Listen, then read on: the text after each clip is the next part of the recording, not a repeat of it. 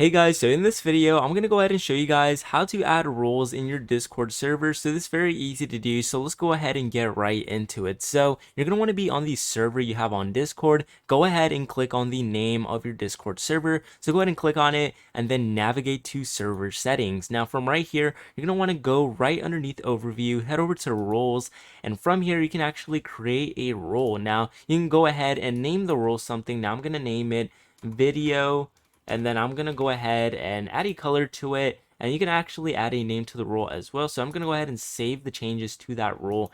Now if I want to go ahead and add somebody to the role, I will go back to the roles and make my way down to video and go ahead, click on view members, and then from right here I will look for whatever member and then add them right here. So it's very easy to do, guys, and that's how you go ahead and add roles to your Discord server on computer. So with that being said, hopefully you found this video helpful. If you haven't already, leave a like on the video, subscribe to the channel. I'll see you guys for the next video.